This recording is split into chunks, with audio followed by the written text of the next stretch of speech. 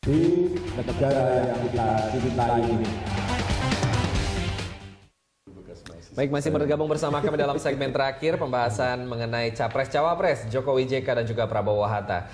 Bergabung, saya akan langsung bertanya kepada Pak Soehardi mengenai tim pemenangan Pilpres sendiri. Strateginya selain yang tadi perang darat, perang udara, apalagi Pak? Perang siluman. Perang siluman itu apa yang kira-kira? Sebetulnya ini adalah sebenarnya kita ini calon-calon pemimpin atau pemimpinnya selalu memberikan teladan dalam kehidupan sehari-hari.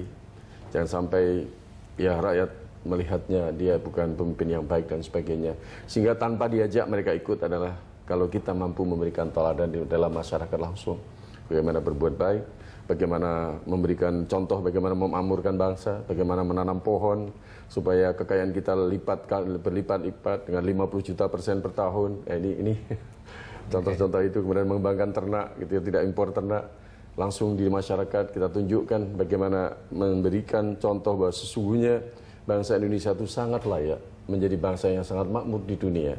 Karena memang mempunyai modal yang sangat besar, yaitu matahari, bumi, dan air kita yang sangat luar biasa yang diberikan Tuhan kepada kita. Itulah satu titik yang terus-menerus kita berikan kepada masyarakat, sehingga mereka yakin bahwa apabila mereka mempunyai pemimpin yang mampu menjadikan bumi kita ini begitu produktif, memberikan perutnya kenyang, memberikan uang banyak, dan memberikan keamanan yang tinggi, maka tentu saja rakyat akan bersimpati. Itu yang ditekankan. Pak Soehardi, mengenai isu yang juga beredar di masyarakat, bagaimana menghadapi kalau pelanggaran HAM seperti itu dengan pasangan Capres-Cawapres Pak Prabowo, Pak Hatta Rajasa? Ya, bagi kami itu sudah selesai, ada ketetapan MPR DPR, sudah ada pengadilan, sehingga kita tidak akan pernah membicarakan itu lagi karena memang sudah dianggap sudah selesai. Dan KPU juga sudah terbukti 2009 juga sudah clear ya. Nasionalisasi aset asing seperti itu dan lain-lain. Kita memberitahu pada perusahaan-perusahaan asing bahwa sesungguhnya kita hanya ingin renegosiasi, berbicara kembali, sesuatu yang tidak adil harus adil.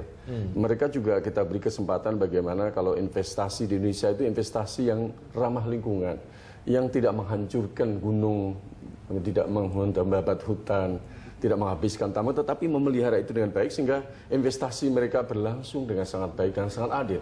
Kita adalah pemilik negeri ini, karena wajar lah kalau kita kepingin jadi majikannya juga. Ya, tetapi baik. Ini harus adil. Ya. Harus adil, intinya seperti itu. Nah, Pak Eriko sendiri, isu dominasi JK sebagai Wapres berdasarkan segi usia dan seperti itu, bagaimana menanggapinya? Nah, kalau kami tentunya kan selalu berdasarkan dari aturan yang ada.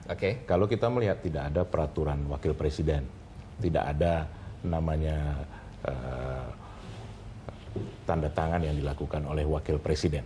Wakil presiden tentunya menjadi satu bagian dengan presiden. Tetapi kalau selama ini kita melihat mulai dari Solo, di Jakarta, tidak pernah yang namanya PDI Perjuangan dan juga Pak Jokowi tidak memfungsikan daripada wakilnya. Dan ini juga kita harapkan tentunya bisa saling mengisi nantinya. Kesenioran dari Pak JK tentunya sangat dibutuhkan. Karena bagaimanapun juga untuk ke depan ini tantangannya lebih besar. Tahun depan kita sudah menghadapi pasar bebas ASEAN. Dan ini tidak bisa ditangani dengan hanya berdinamika, hanya dengan berspekulasi, tetapi harus berbuat lebih cepat tetapi dengan tepat. Nah, pasangan ini tentunya kita harapkan bisa melakukan hal ini. Baik, menjawab untuk pertanyaan-pertanyaan saya untuk closing statement. Tapi sebelum itu saya mau bertanya dengan Pak Soehardi ini selaku dari kehutanan dulu ya Pak ya? Iya, saya pernah Dirjen Kehutanan juga. Kemudian dekan di Kehutanan dan memang guru besar di sana. Pernah mengajar Jokowi juga Pak dulu waktu kuliah? Pernah. Waduh, ini bagaimana rasanya dulu di ruang kuliah, sekarang di ruang politik gimana Pak? Iya, kan mengajar beliau hanya satu subjek ya. Jadi tidak terlalu banyak, tetapi tentu saja ya kadang-kadang bergaul walaupun tidak sangat dekat ya, karena memang banyak semua juga banyak ya. Nanti bisa bergaul lebih banyak lagi lah di politik seperti itu. Nah, silakan closing statement secara singkat Pak, 30 menit. Ya, semoga yang pertama, marilah kita pilih pemimpin yang tidak hanya dekat dengan rakyat saja, tetapi juga pemimpin yang mampu membawa bangsa Indonesia ke depan. Bagaimana visi misinya bangsa ke depan. bagaimana bangsa Indonesia ini dengan jelas bisa mandiri pangannya, mandiri air energinya.